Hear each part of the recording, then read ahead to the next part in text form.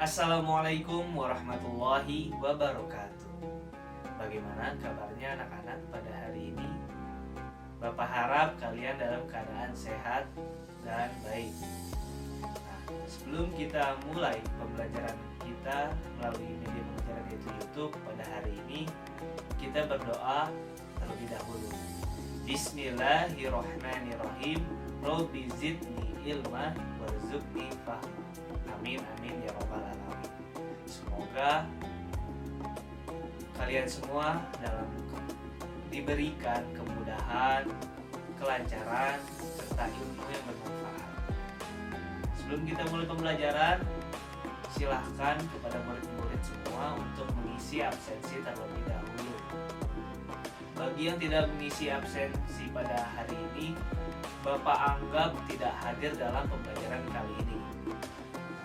Langsung saja kita ke materi pembelajaran kita pada hari ini, yaitu tentang meyakini kitab-kitab Allah dan mencintai Al-Quran. Iman kepada kitab Allah berarti kita percaya dan yakin dengan sepenuh hati bahwa Allah telah menurunkan kitab-kitabnya kepada para rasulnya. Ajaran yang terdapat dalam kitab tersebut disampaikan kepada umat manusia sebagai pedoman hidup agar dapat meraih kebahagiaan di dunia dan di akhirat. Di dalam kehidupan banyak sekali terjadi perselisihan dan kejahatan di masyarakat dan lingkungan, seperti misalnya pencurian, pembunuhan, perampokan, human trafficking, dan kejahatan-kejahatan lainnya.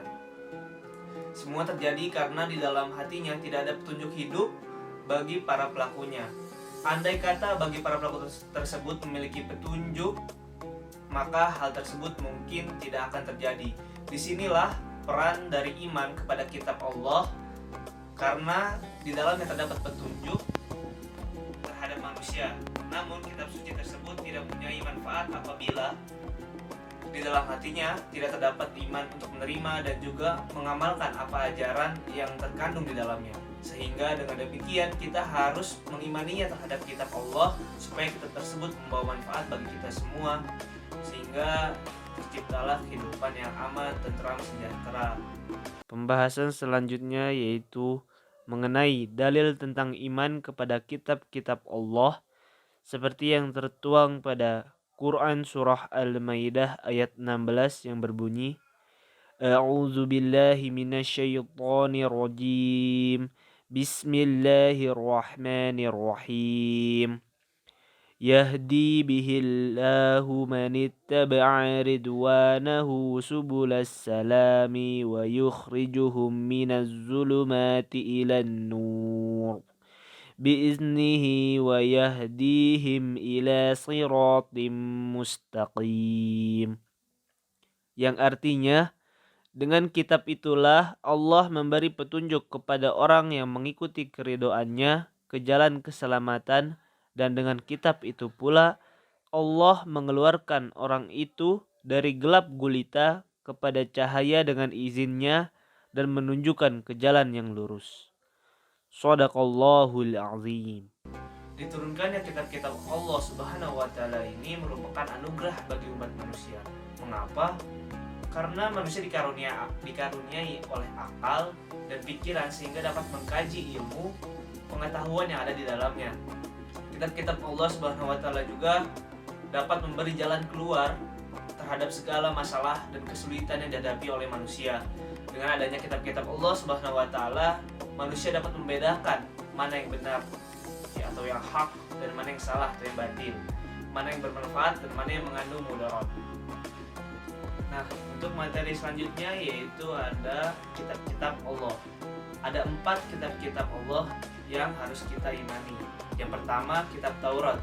Kitab Taurat diwahyukan kepada Nabi Musa alaihissalam pada abad ke-12 sebelum Masehi. Nama Taurat berarti hukum atau syariat. Pada saat itu Nabi Musa alaihissalam diutus oleh Allah Subhanahu wa taala untuk berdakwah kepada bangsa Bani Israel. Oleh karena itu, tepat sekali kalau kita meyakini bahwa kitab Taurat diperuntukkan sebagai pedoman dan petunjuk hidup bagi kaum Bani Israel pada saat itu. Adapun bahasa yang digunakan dalam kitab Taurat yaitu bahasa Ibrani. Yang kedua yaitu ada kitab Zabur. Kitab Zabur diturunkan pada abad ke-10 sebelum Masehi. Kitab Zabur diturunkan Allah Subhanahu wa taala untuk bangsa Bani Israel atau umat Yahudi. Kitab ini diturunkan di daerah Yerusalem dan kitab ini ditulis dengan bahasa Kipti. Lalu yang ketiga ada kitab Injil. Kitab Injil diturunkan pada abad ke-1 Masehi. Kitab Injil diwahyukan di daerah Yerusalem. Kitab ini ditulis pada awalnya dengan menggunakan bahasa Yunani. Ini menjadi pedoman bagi kaum Nabi Isa alaihissalam, yakni kaum Nasrani. Yang terakhir ada kitab Al-Quran, yaitu kitab-kitabnya umat Muslim.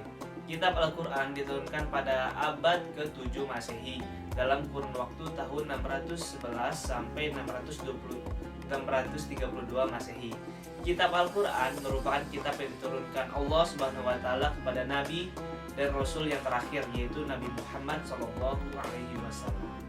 Kitab suci Al-Quran diturunkan Allah Subhanahu wa taala sebagai penyempurna dan membenarkan kitab-kitab sebelumnya.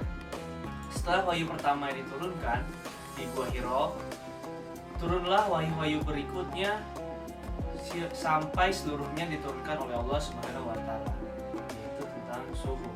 Suhuf merupakan lembaran-lembaran tulisan wahyu dari Allah Subhanahu wa taala yang diturunkan kepada nabi. Hakikat suhuf adalah sama dengan kitab, hanya saja kitab telah dibukukan sementara untuk suhuf tidak dibukukan seperti halnya kitab. Wahyu-wahyu Allah yang diterima oleh para nabi dalam perkembangannya ada yang dibukukan berbentuk kitab dan ada yang tidak dibukukan dan berbentuk suhuf atau lembaran-lembaran terpisah. Namun keduanya sama-sama berisi firman Allah Subhanahu wa taala yang diberikan kepada para nabi dan rasul. Kitab Al-Quran terdiri dari 114 suhuf. Kedudukan dari suhuf adalah sama dengan kitab suci yang juga harus kita imani seperti halnya kitab-kitab Allah Subhanahu wa taala. Nabi yang memperoleh suhuf yaitu Nabi Adam alaihissalam, dia memperoleh 10 suhuf. Nabi Syis alaihissalam 60 suhuf, Nabi Idris alaihissalam 30 suhuf, Nabi Ibrahim alaihissalam 30 suhuf, dan Nabi Musa alaihissalam yaitu 10 suhuf. Pembahasan kita selanjutnya yaitu tentang hikmah beriman kepada kitab Allah Subhanahu wa taala. Yang pertama yaitu memberikan petunjuk kepada manusia mana yang benar dan mana yang salah. Yang kedua, pedoman agar manusia tidak berselisih dan menentukan kebenaran. Yang ketiga, memberikan informasi sejarah kehidupan orang-orang terdahulu. Hal ini bisa menjadi pelajaran hidup yang berharga bagi umat manusia saat ini. Yang keempat, manusia dapat mengetahui betapa besarnya perhatian dan kasih sayang Allah Subhanahu wa taala kepada para hamba dan makhluknya. Yang kelima, manusia yang beriman akan dapat mengetahui dan membedakan mana yang baik dan mana yang buruk. Karena di dalam kitab-kitab Allah dijelaskan tentang perilaku yang baik dan buruk. Lalu yang keenam, mensyukuri segala anugerah dan nikmat dari Allah Subhanahu wa taala, termasuk pemberian petunjuk yang benar melalui kitab-kitabnya. Yang ketujuh, hati manusia menjadi lebih tentram dan menambah ilmu pengetahuan. Yang kedelapan, memiliki sikap toleransi yang tinggi karena kitab-kitab Allah Subhanahu wa taala memberikan penjelasan tentang penanaman sikap toleransi, saling menghormati dan menghargai orang lain, bahkan dari pemeluk agama lain. Yang terakhir yaitu meningkatkan kesabaran dalam menerima cobaan, ujian, dan musibah yang menimpa pada dirinya sendiri. Nah, untuk materi pada pertemuan kita kali ini mungkin segitu aja. Dari kalian mungkin masih ada yang bingung atau masih ada yang belum jelas, bisa langsung tanyakan di kolom komentar dan pertanyaan kalian akan Bapak bahas di video berikutnya. Nah, untuk tugas pada kali ini silahkan hafalkan Quran Surah Al-Maidah ayat 16 beserta artinya dan beri tanggapan kalian bagaimana pengimplementasian kita rasa cinta kepada kitab-kitab Allah di kehidupan sehari-hari. Mungkin segitu aja yang bisa dapat Bapak sampaikan. Kurang lebihnya mohon maaf. Wassalamualaikum warahmatullahi wabarakatuh.